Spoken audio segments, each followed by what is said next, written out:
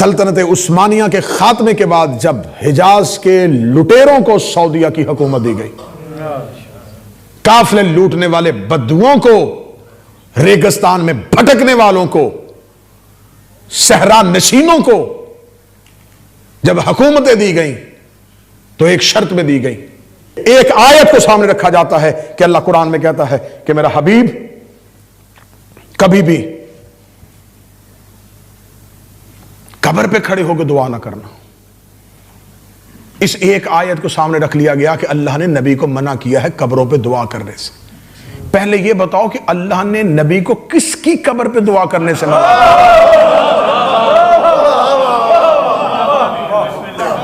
ہاں اللہ نے روکا ہے نبی کو، جنازہ پڑھنے سے روکا ہے، یہ جنازے نہ پڑھنا، لیکن تم نے آیت کا مفہوم اپنی مرضی سے بتا دیا۔ یہ کیوں نہیں بتایا کن کے جنازے نہیں پڑھے گا؟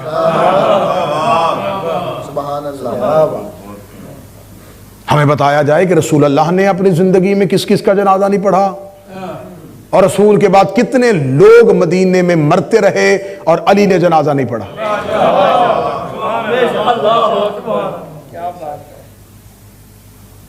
ایک روایت کا سہارا لیا جاتا ہے جو صحیح مسلم میں ہے، اور سفیان ثوری سے یہ روایت لی گئی ہے جس کے اوپر بحث ہے برابر علم الرجال کے اندر کہ یہ کاذب تھا، یہ مدلس تھا، تدلیس کرتا تھا حدیث میں، حدیث کو کسی سے لیتا تھا، کسی کے ساتھ جوڑ کے حدیث بناتا تھا، کیونکہ حدیث بیان کرنا کافی نہیں، 28 فنون جس کے پاس ہوں وہ بتا سکتا ہے کہ اس حدیث کے اندر سند کیا ہے۔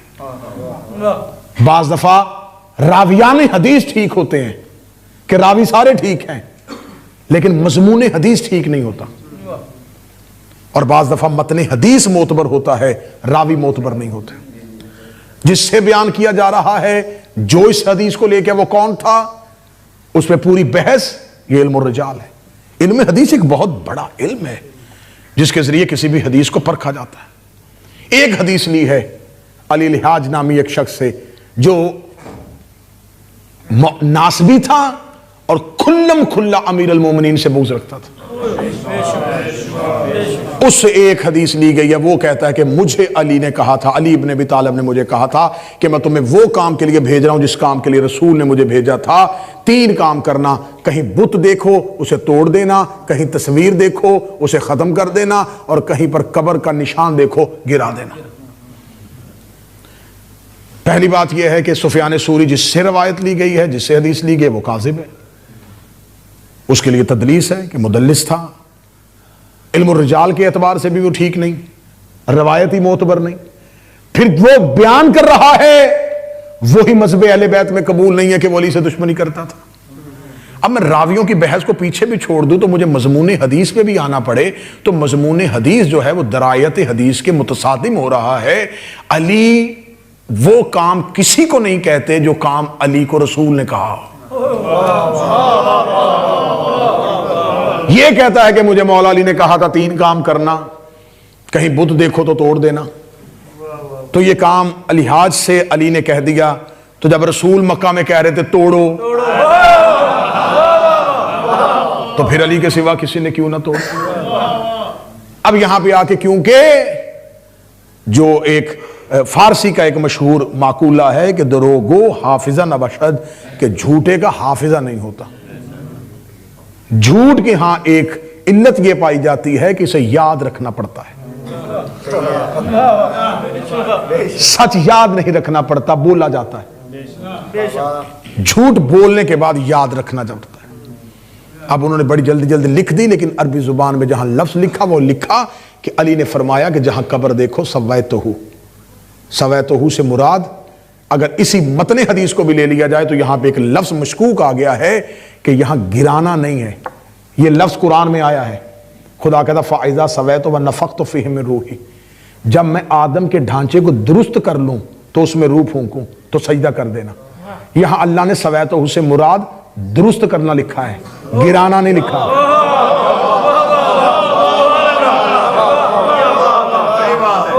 یہاں پھر مراد یہ ہے کہ قبروں کو گراؤ نہ، قبروں کو درست کرو، کہیں ٹوٹی ہوئی قبر دیکھو تو ٹھیک کر دینا۔ اب یہ دشمنی کیوں ہوئی، یہ بغض کیوں ہوا؟ اب میں بڑی جلدی سے ایک نتیجہ دینا چاہتا ہوں.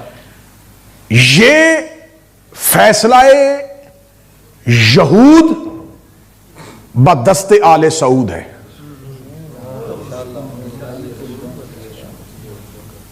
بہت بڑا جملہ بابا سرکار تشریف فرما میثم شاہ سرکار، میں نے بہت بڑا جملہ کہا، دعا حاصل ہوگی، میں پھر رپیٹ کرنے لگا ہوں. یہ فیصلہ آل سعود کا فیصلہ نہیں، یہ فیصلہ یہود کا ہے اور آل سعود میں. پوچھو تو صحیح کہ یہ یہود کا آل سعود سے تعلق کیا ہے؟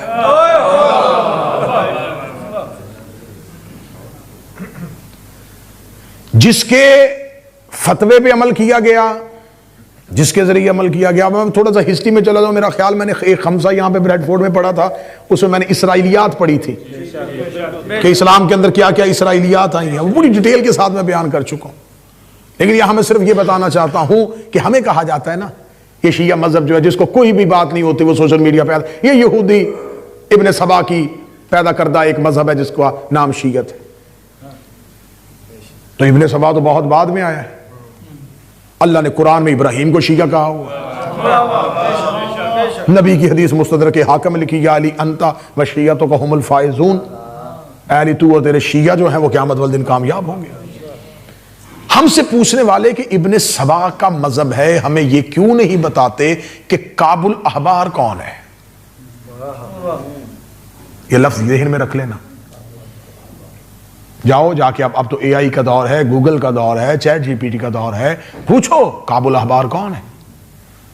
یہودیوں کا سب سے بڑا عالم، جسے مسلمانوں نے حدیث پر 100 سال پابندی لگانے کے بعد منبر پر بٹھایا کہ وہ بتائے گا کہ حدیث پیغمبر کیا ہے.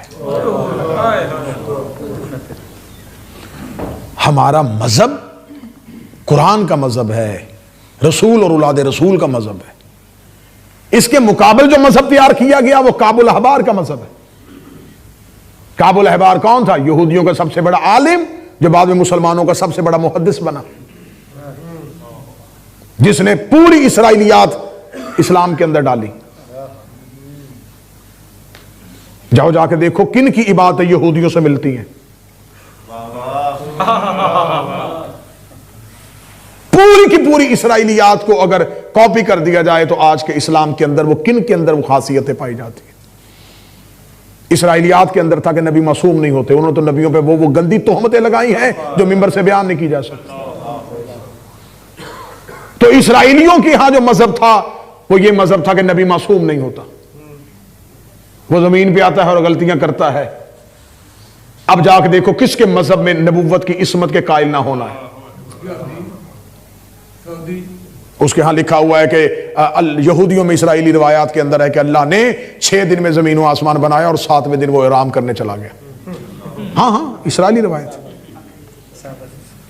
ہاں 6 دن اللہ نے زمین و آسمان بنائی، 7ویں دن اس نے آرام کیا. اب یہ سب کچھ اس نے مخلوق کے حوالے کر دیا.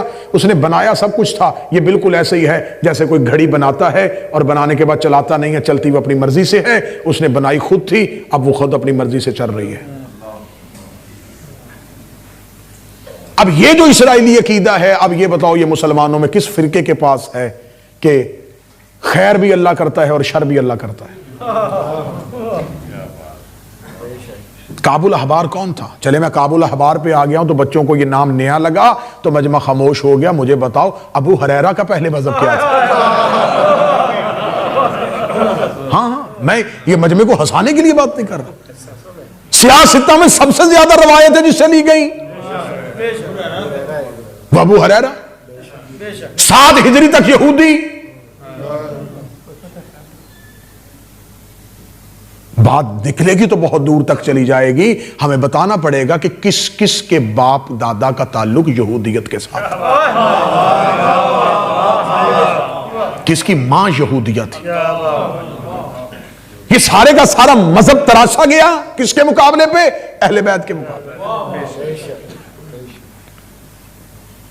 اہل بیت کے مقابلے پہ جب یہ تراش لیا گیا تو اب یہاں پر 100 سال مسلسل حدیث پر پابندی، کوئی حدیث بیان نہیں کر سکتا. میں نے اہل سنت کتابوں سے حوالے دے کے آپ کے سامنے ثابت کیا تھا کہ 4 صحابی نبی نے کہا ایسے ہیں جنت جن کی مشتاق ہے. پھر 7 صحابہ کا نبی نے ذکر کیا تھا، 7 وہ ہیں جن کی وجہ سے زمین آج تک قائم ہے. جا کے اس میں تحقیق کر لیجئے گا، نبی میں 7 ایسے صحابہ ہیں جن کی وجہ سے زمین قائم ہے، اور 7 وہ ہیں جو بطول کے جنازے پہ شریک تھے. یہ 7 صحابہ، یہ ابو ذر، مقداد، سلمان، عمار، حذیفہ.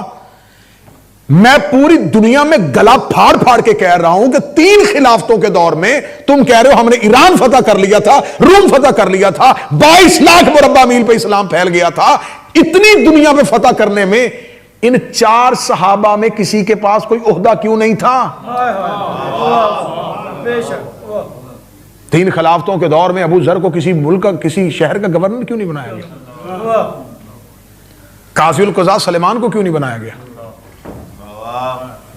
کسی لشکر کی سپہ سالاری مقداد کو کیوں نہیں دی گئی؟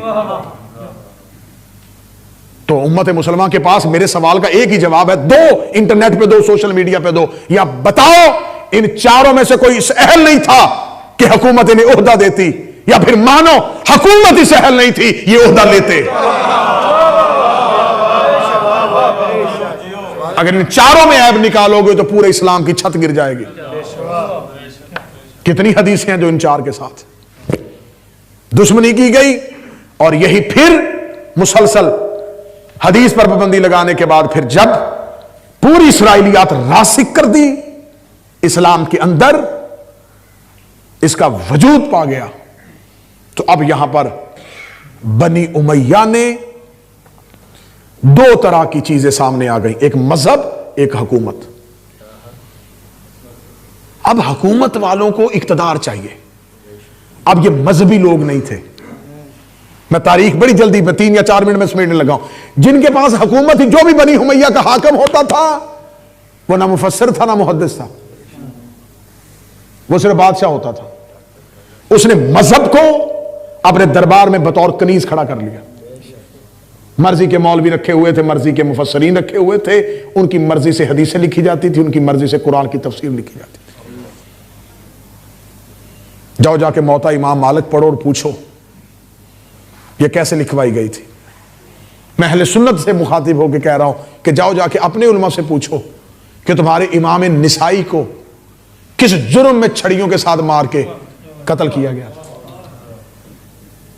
فضائل علی اور فضیلت آل محمد کی ایک لفظ، ایک حدیث کہنے کی اجازت نہیں تھی. معاویہ مدینہ پہنچتا ہے، حضرت عبداللہ ابن عباس کو بلاتا ہے اور بلا کے کہتا ہے کہ میں نے اتنی پابندی لگائی ہے علی کے فضائل بیان کرنے پر، مجھے پتا چلا ہے کہ تو علی کے فضائل پڑھتا ہے. عبداللہ ابن عباس نے معاویہ کی طرف دیکھا، میں تو علی کے فضائل نہیں پڑھتا، میں تو قرآن پڑھتا ہوں. اس کا بہانہ نہ کر، تم علی کے فضائل پڑھنا چھوڑ دو.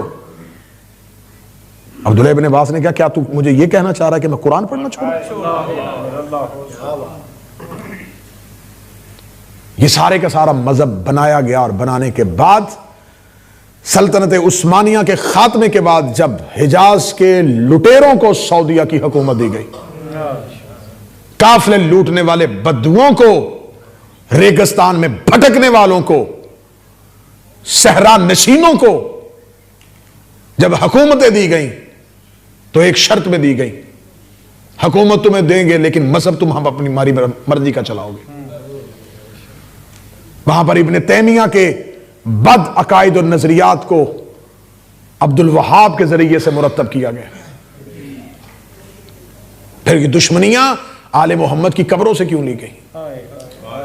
کیونکہ یہ بدبخت ملعون ہو کے سمجھتے تھے کہ یہ قبریں نہیں ہیں. اگر یہ انہیں مردہ سمجھتے کبھی قبریں نہ گراتے.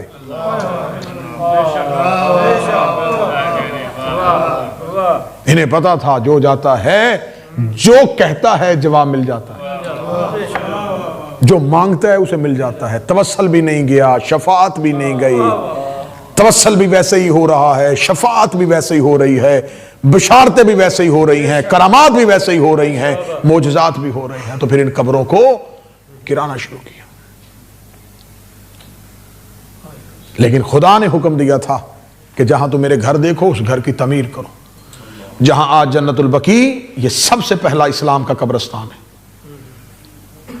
یہاں سب سے پہلی قبر حضرت عثمان ابن مظعون کی بنی تھی، جو بدر کا پہلا شہید صحابی تھا، غسیل الملائکہ تھا، فرشتوں نے اسے غسل دیا تھا، اور نبی نے پہلی قبر بقی میں بنائی تھی عثمان ابن مظعون کی۔ پھر اس کے بعد دوسری قبر اسی جنت البقیع کے اندر بنی رسول کے بیٹے حضرت ابراہیم کی، جو بی بی شہزادی ماریہ قبطیہ کے بدن سے۔ جب حضرت ابراہیم کا رحلت ہوئی تو صحابہ نے پوچھا یا رسول اللہ، فرمایا بقیع میں جا کے میرے صحابی کے پہلو میں اس کی قبر بناؤ۔ 70,000 صحابہ کی قبریں، اہل بیت کی قبریں۔ پھر جنت البقیع کو ایک دور میں اس کو دیوار کو توڑ کے ایک قبر کو بقیہ میں لانے کے لیے جنت البقیع کے رقبے کو بڑھایا گیا۔ میں پوری ذمہ داری اور دیانتداری کے ساتھ پڑھ رہا ہوں، یہ بقیہ دیوار مسلمانوں کا قبرستان تھا اور یہ یہودیوں کا قبرستان۔ ایک ایسا شخص اسلام کا نامی گرامی جس کو مرنے کے بعد یہودیوں کے قبرستان میں دفنایا گیا تھا، جس کے بارے میں نبی کی ایک بیوی نے کہا تھا اس ناسل یہودی کو قتل کر دو۔ یہ یہودی میں نہیں کہہ رہا، نبی کی بیوی نے کہا تھا اسے قتل کر دو، ناسل، اور نام لے کے بتایا تھا، تشبیہ دی تھی ناسل یہودی کے ساتھ، شکل اس سے مل جائے گا، اس کے قتل کر دو۔ مرنے کے بعد یہودیوں کا قبرستان ایک کو مسلمانوں کے قبرستان میں لانے کے لیے بقیہ کی دیوار کو توڑا گیا تاکہ اس قبر کو یہودیوں قبرستان سے نکال کے بقیہ میں شامل کر۔ کتنی اہل بیت کی قبریں تھیں آل سعود نے گرائیں، لیکن یقین کرو جغرافیائی حالات بتا رہے ہیں کہ کسی کے قدموں کی آہٹ آ رہی ہے۔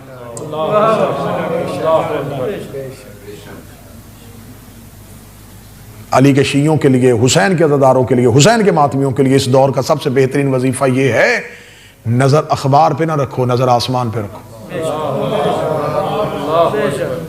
خطے کی بگڑتی ہوئی تبدیلیوں میں کان میں انتظار کرو کسی کے صدا کا۔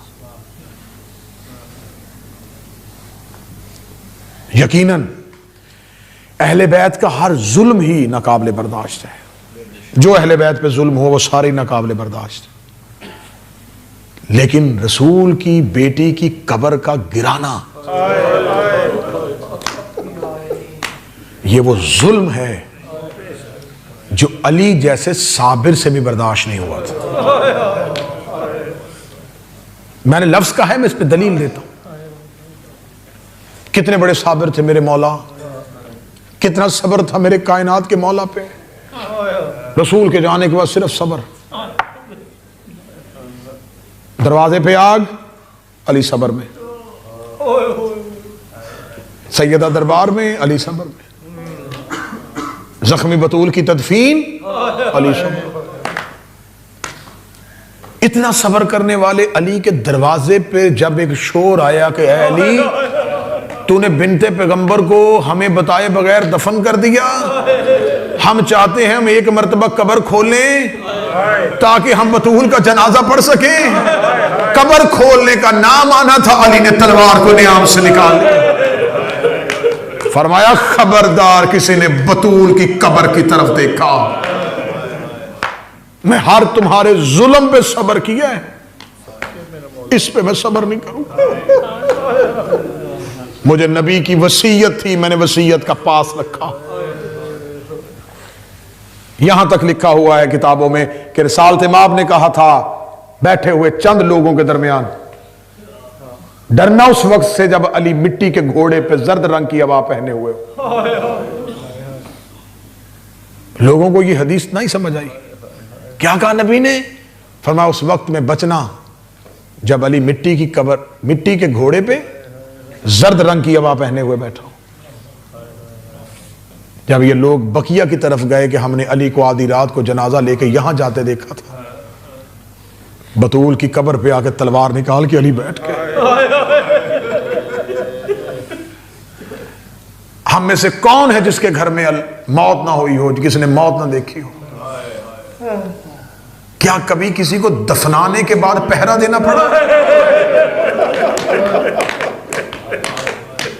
جوان بیٹیوں کی میتیں قبرستان میں دفن کر کے مطمئن ہو کے گھروں میں آ جاتے ہیں، کیونکہ قبرستان میں قبروں پہ کوئی خوف نہیں ہوتا۔ کائنات کا یہ واحد مظلوم ہے جس کے لیے تاریخ کہتی ہے کہ علی زہرا کی قبر پہ قرآن پڑھتے تھے، زہرا کو تلاوت قرآن کی ضرورت نہیں تھی، علی بقیہ کی دیوار پہ بیٹھ کے اونچی آواز میں قرآن پڑھتے تھے تاکہ مدینے والوں کو پتہ چل جائے کہ علی زہرا کی قبر پہ پہرا دے رہا۔ سیدہ کی قبر پہ باقاعدہ امیر المومنین پہرے دیتے تھے، جنت البقیع میں پوری رات گزارتے تھے۔ میں تو اسی انداز میں کہا کرتا ہوں سیدہ کی شہادت اصل میں علی کی شہادت۔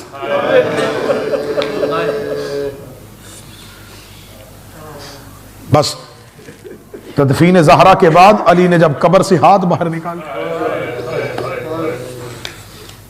اور علی نے لہد فاطمہ کے نکلے ہوئے ہاتھوں کو اپنی داڑھی پہ پھیرا اور پھیرنے کے بعد کہا یا رسول اللہ زہرا چلی گئی۔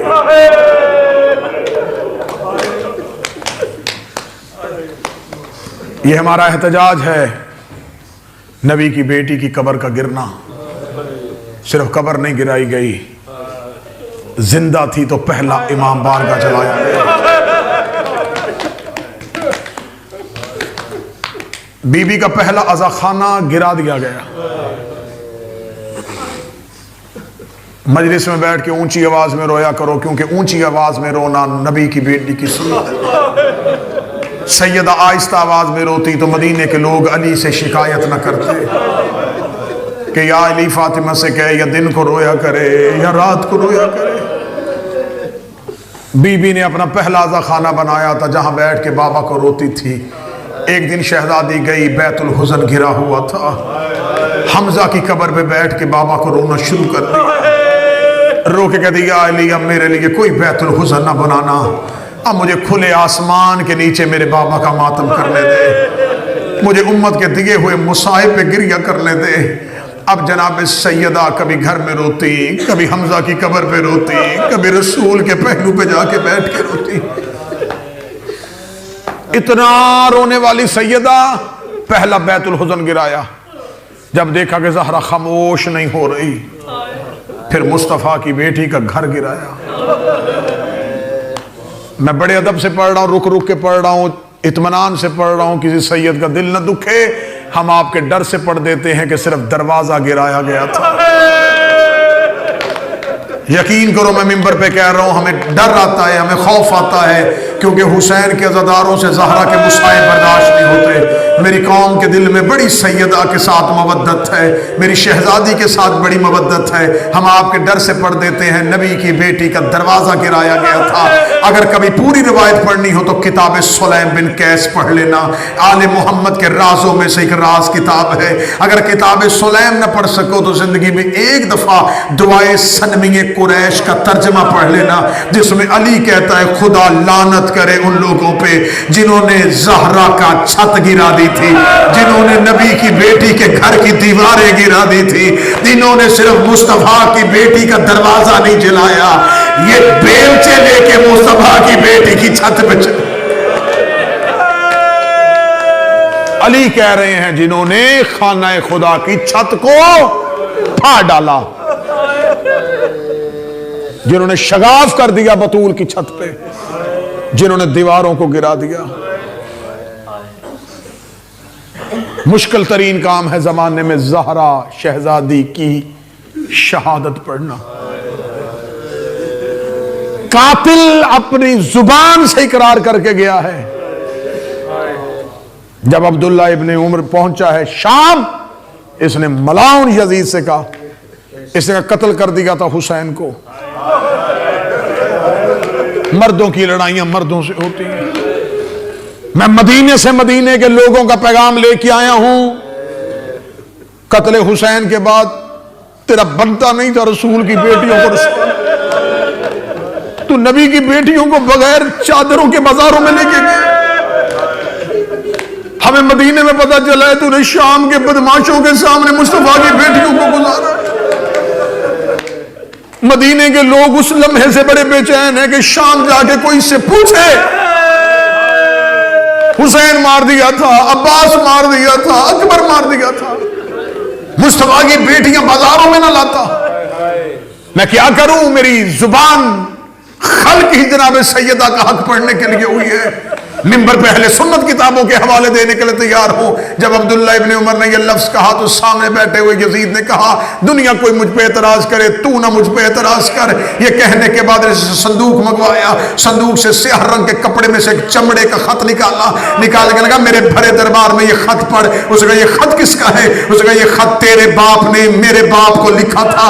اس خط کو پڑھنا شروع کر دیا۔ اس خط کی جو تحریر آج بھی کتابوں میں لکھی ہوئی ہے، جب مدینے کے ایک شخص نے شام کے حاکم سے لکھا تھا کہ ہم نے رسول کے جانے کے بعد تخت خلافت کے قبضہ کر لیا، ہم علی کو بیعت کے لیے مجبور کر رہے تھے، لیکن علی اپنے گھر کے اندر تھے، علی گھر سے باہر نہیں آ رہے تھے، ہم سارے دربار میں بیٹھے ہوئے تھے، میں بے عین ہی خط پڑھ رہا ہوں۔ اس نے کہا ہم نے دربار سے ایک شخص کو علی کے گھر کی جانب بھیجا کہ جاؤ علی کو گھر سے بلا کے لاؤ۔ ہمارا غلام علی کے دروازے پہ آیا، اس نے دستک دی، اندر سے کنیز آئی، اس نے کہا علی قرآن جمع کرنے میں مصروف ہے۔ غلام واپس آ گیا، وہ شخص کہتا پھر میں نے 5 لوگوں کو بھیجا کہ تم جا کے علی کو بلا کے لاؤ۔ وہ 5 کے 5 واپس آئے، انہوں نے کہا ہم گئے تھے لیکن علی کے گھر کی کنیز کہہ رہی ہے کہ علی گھر سے باہر نہیں آ سکتے۔ یہ شخص کہتا ہے میں تیش میں آیا، میں غصے میں آیا، میں مدینے کی گلیوں میں نکلا، میرے ساتھ 40 لوگوں کا ہجوم تھا، ہم زہرا کے دروازے پہ چلے گئے، میں نے زہرا کے دروازے پہ دستک دی،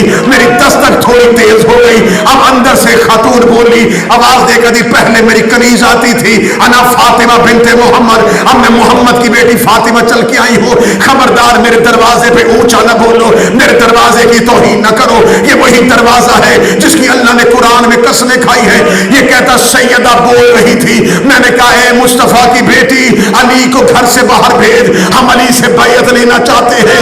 بی بی نے کہا علی تمہاری بیعت کے لیے آمادہ نہیں ہے، علی تمہاری بیعت نہیں کر سکتے۔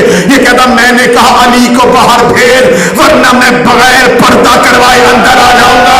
یہ کہتا یہ میں نے اتنا جملہ کہنے کے بعد خالد بن ولید کو اشارہ کیا، اس نے جلتی ہی لکڑی زہرا کے دروازے کے اوپر پھینکی، شعلے نیچے سے اوپر آنے شروع ہوئے، سیدہ کا دروازہ آدھا جل چکا تھا۔ وہ کہتا آگے دروازے کے اندر سے میں نے دیکھا مجھے بطول کا ہاتھ نظر آیا، مجھے زہرا کا ہاتھ نظر آیا، کوئی سید بیٹا مجھے معاف کر دینا۔ یہ ملعون کہتا میں نے کونفر سے تازیانہ کھینچا، میں نے بطول کے ہاتھ میں تازیانہ مارا، دوسرے پاؤں سے میں نے جلتا ہوا دروازہ بطول کے اوپر پھینکا، محمد کی بیٹی کی چیخ آئی یا علی میرا پہلو چاہیے۔ اجرکم من اللہ، اجرکم من اللہ، یا علی میرا پہلو شکستہ ہوگا۔ یہ بدے ہاتھ معافی مانگ کے جملہ پڑھنے لگا۔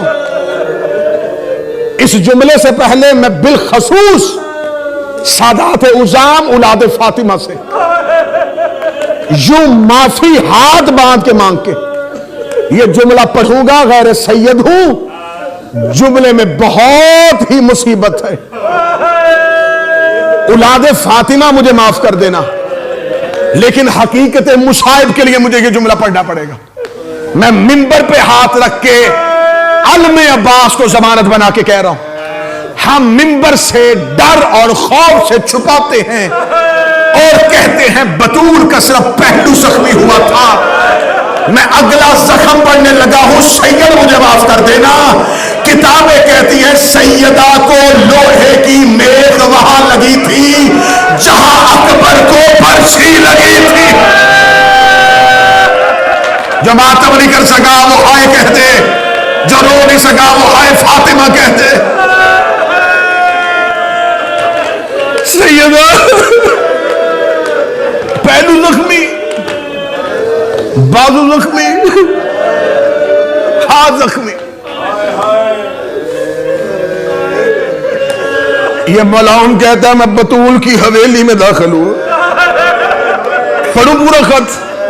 یہ کہتا ہے میں بطول کی حویلی میں داخل ہوا، میں زہرا کی حویلی میں علی کو تلاش کر رہا تھا، ہم ایک کمرے میں گئے, ہمیں مصلے پہ بیٹھا علی نظر آ گیا, ہم نے علی کو قیدی بنایا, ہم نے علی کو رسیاں پہنائی, ہم علی کو رسیاں پہنا کے حجرے سے باہر لے کے آ رہے تھے, یا میں نے دو بچیوں کے ہاتھ علی کے کرتے پہ دیکھے, دو چھوٹی چھوٹی بچیاں علی کا کرتا پکڑ کے کھڑی تھی, رو کے کہتی تھی بابا تو نہ جا, بابا تو گھر سے نہ جا.